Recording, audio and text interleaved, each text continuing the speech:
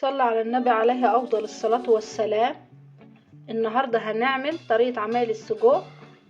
ده نص كيلو من السجق، ومعاه قطعتين من الدهنة، قرنين فلفل وقرن حامي وطماطمايه وبصلتين وتوم بابريكا والسبع بهارات وفلفل وكزبرة. صلى على النبي عليه أفضل الصلاة والسلام. النهاردة إن شاء الله هنعمل طريقة عمل السجق.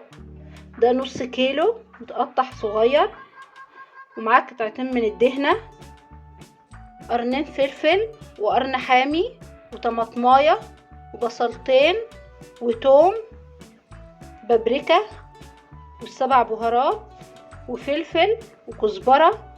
من كل حاجة نص معلقة. قطعت البصل مكعبات والطماطم والفلفل والثوم. صينية فاضية على النار فيها معلقة من السمنة وحبة من الزيت.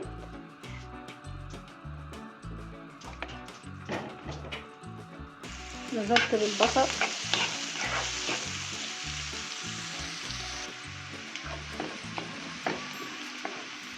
هزن بقطعتين من الدهنة،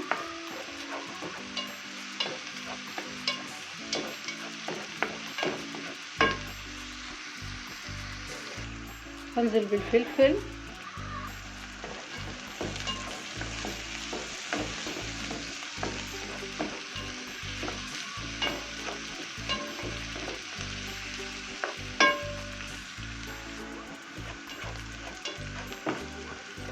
كده. البصلة ابتدت تصفر،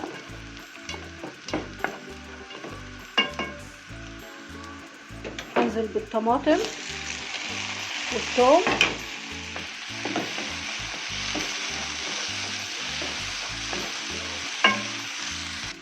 هنزل بالتوابل واسيبها حبة لحد ما تتسبك.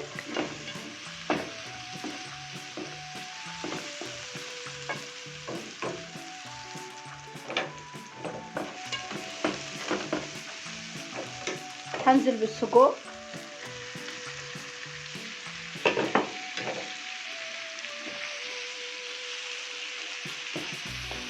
ما نقلبش كتير عشان ما يتهريش. بدل الملح هحط نص مكعبية.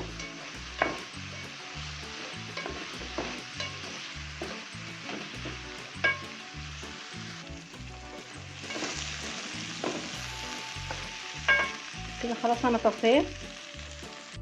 خلصنا السجق الجميل بتاعنا. مش قادره اوصف لكم على الريحه وجمالها. جربوا وقولوا لي ايه رايكم. مستنيه كلامكم الحلو دايما، تعليقاتكم الحلوه. عايزه احلى لايك وشير. فعلوا الجرس، واللي مش مشترك عندي ينزل يشترك. وبالله عليكم ارفعوا الفيديو عشان الكل يشوفه ويستفاد منه. مستنيه كلامكم ليا دايما. وجربوا وقولوا لي ايه رايكم. ولو الوصفه بتاعتي عجبتكم، اهم حاجه ما تنسونيش في لايك وشير وتفعلوا الجرس. مع السلامه.